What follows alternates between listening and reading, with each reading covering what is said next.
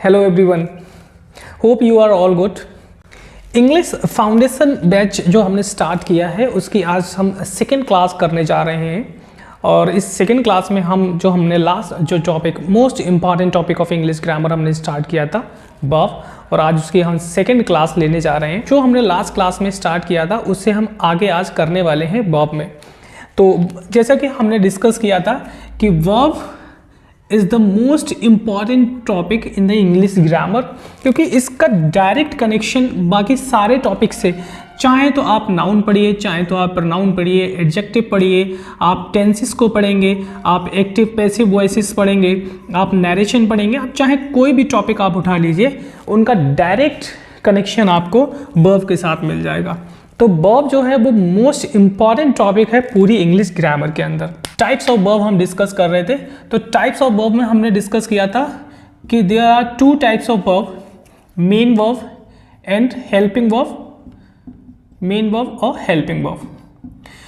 Main verb का हम discuss करेंगे, बाद में डिस्कस करेंगे। हेल्पिंग वर्ब में हमने डिस्कस किया था कि हेल्पिंग वर्ब हमारी दो कैटेगरी में है, एक हमारी प्राइमरी ऑक्सिलरी वर्ब और एक हमारी जो होती है उसको हम कहते हैं models.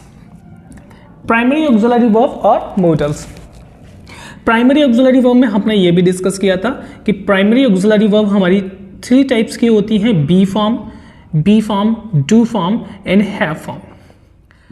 We have discussed that be form is am, are, was, were, do form do, does, did and have form has, have, had। ये हमने डिस्कस किया था। प्राइमरी ऑक्सिलरी वर्ब का काम होता है टेंस को फिक्स करना, एंड मॉडल्स जो है वो डिपेंड करता है मूड पर, डिपेंड करता है। We can't decide a tense with modals. Modals के साथ हम टेंस को डिसाइड नहीं कर सकते। एक ही मॉडल हमारे तीनों कैटेगरी में, चाहे तो वो फ्यूचर हो, चाहे तो वो प्रेजेंट हो या चाहे वो पास्ट हो, तीनों कैटेगरी में हम मॉडल्स का यूज कर लेते हैं। ये हमने लास्ट क्लास में हमने डिस्कस किया था।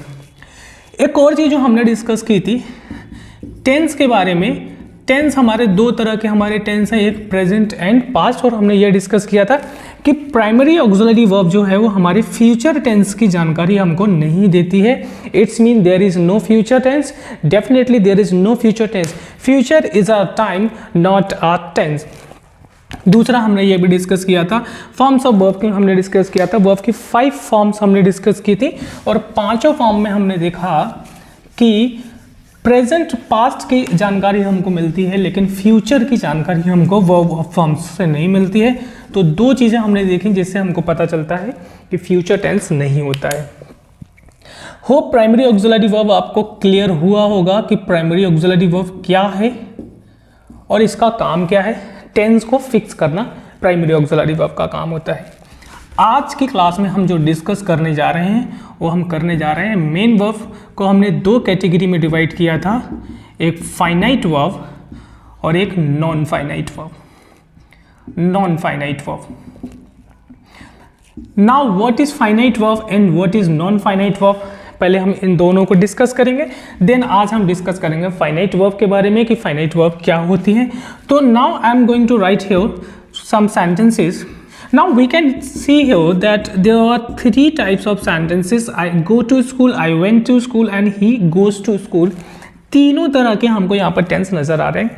तीनों टेंसेस में हम क्या देख रहे हैं कि go, go, go, यानी कि go, went, goes। तीनों टेंसेस में go की जो फॉर्म है वो चेंज हो रही है, go की जो फॉर्म है वो चेंज हो रही है।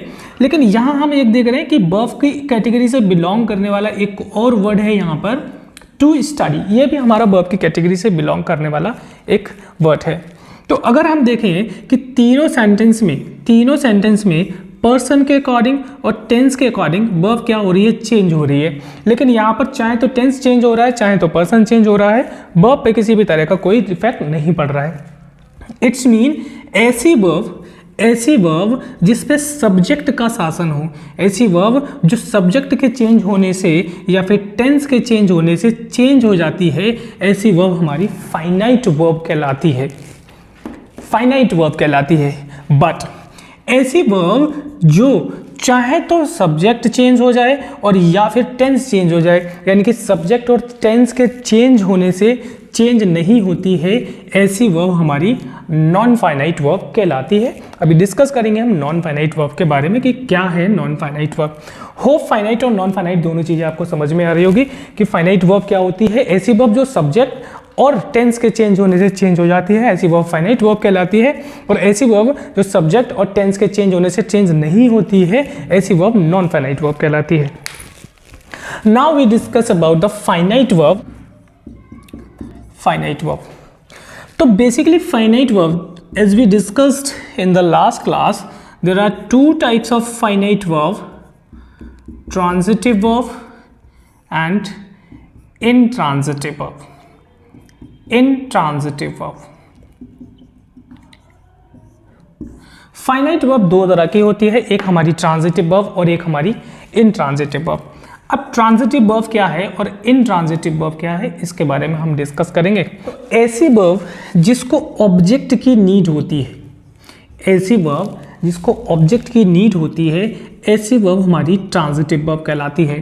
और ऐसी वर्ब जिसको अपना मीनिंग बताने के लिए ऑब्जेक्ट की नीड नहीं होती है, ऐसी वर्ब हमारी इनट्रांजिटिव वर्ब कहलाती है। आई एम राइटिंग और मैं क्या लिख रहा हूँ, एक स्टोरी लिख रहा हूँ, तो ये क्या है, हमारा ऑब्जेक्ट हो जाता है। ऑब्जेक्ट हो जाता है, इट्स मीन ये वाला जो राइटिंग है ये कैसी वर्ब है, ये ट्रांजिटिव वर्ब कहलाएगी, ये ट्रांजिटिव वर्ब कहलाएगी। बट आई एम राइटिंग, अब ये अपने आप में कंप्लीट सेंटेंस है, ये भी अपने आप में कंप्लीट सेंटेंस है, लेकिन ये क्या कर रहा है, ये अपने साथ ऑब्जेक्ट को ले रहा है। लेकिन ये भी अपने आप में कंप्लीट सेंटेंस है, लेकिन ये अपने आप में ऑब्जेक्ट नहीं ले रहा है अपने साथ में। तो ये जो वर्ब कहलाएगी, ये वर्ब कहलाएगी इनट्रांजिटिव वर्ब। कौन सी वर्ब कहलाएगी, इनट्रांजिटिव वर्ब कहलाती है ये।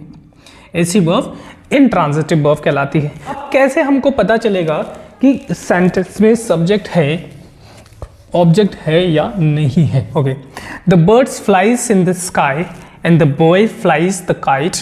Now there are two sentences over here and there's a common verb flies. Now you have to tell that what is the transitive verb and what is the intransitive verb. So simply we can say in this sentence there is no object of the verb, so that is why this verb is called intransitive verb. Intransitive verb, and there is an object in this verb. The boy flies and क्या उड़ा रहा है लड़का, kite उड़ा रहा है, that's why this verb is called transitive verb. Now you must be confused that कि कैसे पता चलेगा कि इसमें इस ऑब्जेक्ट है या नहीं है। तो सिंपल सा तरीका ये है कि किसी भी सेंटेंस में ऑब्जेक्ट को फाइंड करने के लिए हमें क्या करना है, we have to ask two question, we have to ask two question after the verb, what and who. Let's check.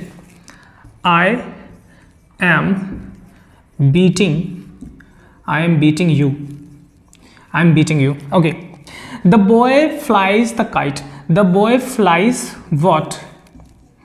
The boy flies what? क्या उड़ा रहा है, पतंग उड़ा रहा है। It's mean we gotta answer this of this question.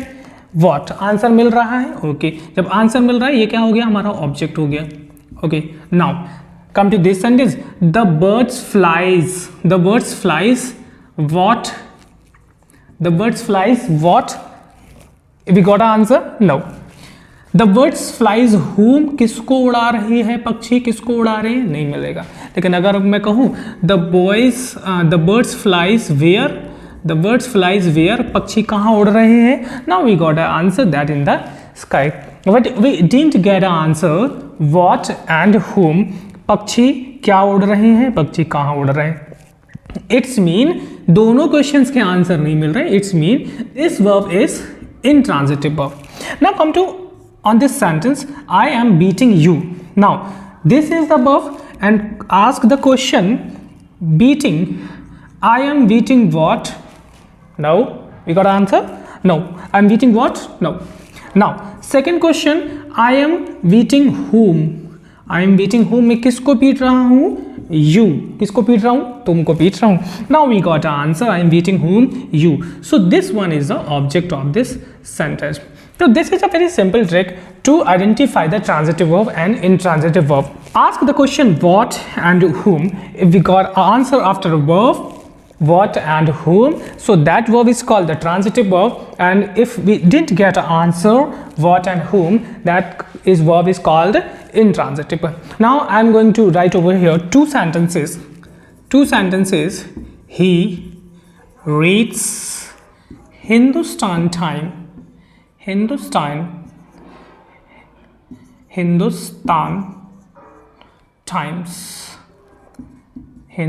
Times. Okay. And the second sentence is he reads. So in the both sentence there is a common verb, read and reads. Now you have to tell then what verb is intransitive verb and what verb is in intransitive verb. You have to write your answer in the comment box. This read is transitive verb or intransitive verb, and this read is transitive verb or intransitive verb. Okay, thank you.